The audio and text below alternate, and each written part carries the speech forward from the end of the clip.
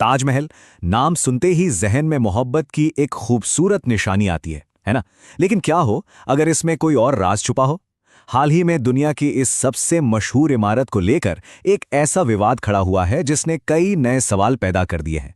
तो आइए आज इसी की तह तक चलते हैं और समझने की कोशिश करते हैं कि ये पूरा मामला आखिर है क्या। और इस पूरे विवाद के केंद्र में है एक सवाल। ताजमहल के वो 22 बंद कमरे, आखिर उनके पीछे है क्या? यही वो सवाल है जिसने पिछले कुछ समय से सबका ध्यान अपनी तरफ खींचा हुआ है। असल में हुआ ये कि हाल ही में कोर्ट में एक याचिका डाली गई और उसमें कुछ कह सकते हैं सनसनीखेज दावे किए गए। दावा ये था कि ताजमहल दरअसल तेजो महालय नाम का एक पुराना शिव मंदिर है। और तो और ये भी कहा गया कि इन बंद कमरों के अंदर हिंदू देवी देवताओं की मूर्तियां छपाई गई हैं। बस इन्हीं दावों ने इस पूरे मुद्दे को गरमा दिया। तो ये मामला अदालत तक कैसे पहुंचा, चलिए समझते हैं कि कोर्ट में इस पर क्या हुआ। तो देखिए, याचिकाकर्ता थे रजनीश सिंह, जो एक बीजेपी नेता है। उन्होंने मांग की कि ताजमहल के असली इतिहास का पता लगाने के लिए एक फैक्ट फाइंडिंग कमेटी बनाई जाए। मतलब उनकी मांग थी कि भारतीय पुरातत्व सर्वेक्षण, या जिसे हम एएसआई कहते हैं, वो इन बंद कमरों की जांच करे ताकि सच सामने आ सके। लेकिन कोर्ट का रुख इस पर एकदम साफ था।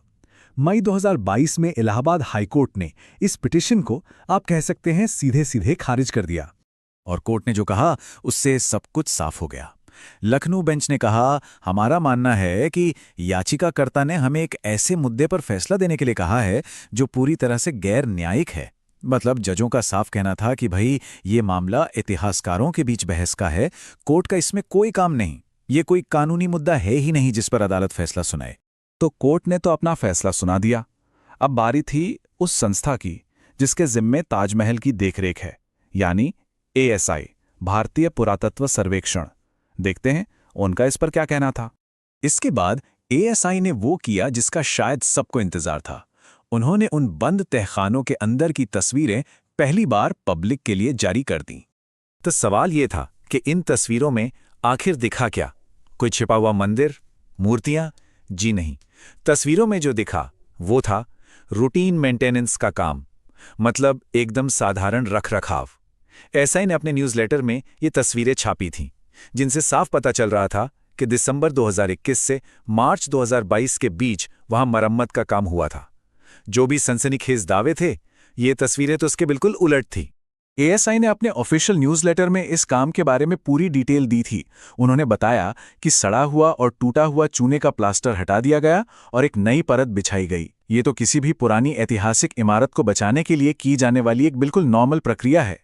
और बात सिर्फ तस्वीरों तक ही नहीं रुकी। किसी ने एक आरटीआई फाइल की थी और उसके जवाब में एएसआई ने बिल्कुल दो टूक शब्दों में साफ कर दिया कि ताजमहल किसी मंदिर के ऊपर नहीं बना है और उन कमरों में कोई देवी देवता नहीं है।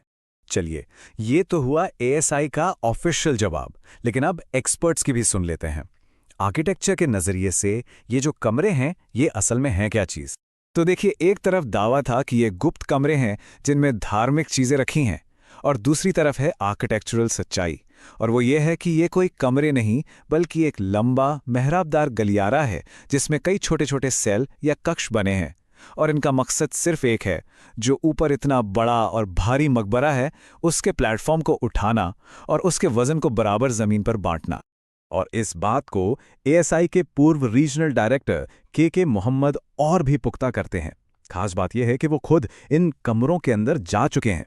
उनका कहना है, दीवारें सादी हैं, कोई रूपांकन नहीं है, यह सिर्फ एक संरचनात्मक तत्व है। मतलब यह सिर्फ स्ट्रक्चर का हिस्सा है और कुछ नहीं। अब सवाल ये उठता है कि अगर अंदर कुछ है ही नहीं तो फिर ये बंद क्यों है? भाई, इसके कुछ सीधे साधे कारण हैं। एक तो सिक्योरिटी रीजन है, दूसरा ये कि फालतू की भीड़ भाड़ ना हो, पर एक बहुत बड़ा ऐतिहासिक कारण भी है। हुआ यह था कि 1978 तक ये कमरे खुले थे, लेकिन उस साल यमुना में जबरदस्त बाढ़ आई। उस बाढ़ से इन कमरों को काफी नुकसान हुआ और बस तभी से इन्हें आम पब्लिक के लिए बंद कर दिया गया। वैसे एक और थ्योरी भी है। मुगल आर्किटेक्चर पर रिसर्च करने वाली इतिहासकार एब्बा कोच एक दिलचस्प बात कहती हैं। उनका मानना है कि हो सकता है कि मुगल बादशाह गर्मी के मौसम में इन तहखानों को एक ठंडी, आराम करने की जगह के तौर पर इस्तेमाल करते हों। तो अब तक की सारी बातों से तो यही लगता है कि ये कोई रहस्य है ही नहीं।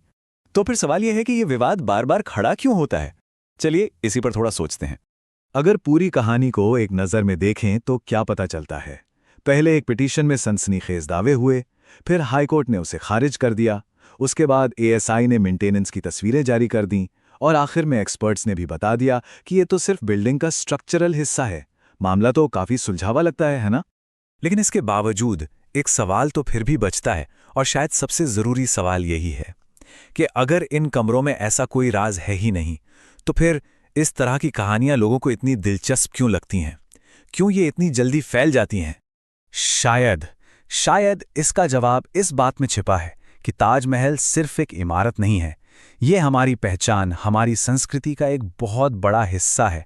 और इसके चारों ओर जो ये बहस होती है वो दिखाती है कि कैसे इतिहास, आर्किटेक्चर के फैक्ट्स और हमारी आज की सांस्कृतिक पहचान के बीच एक तनाव है।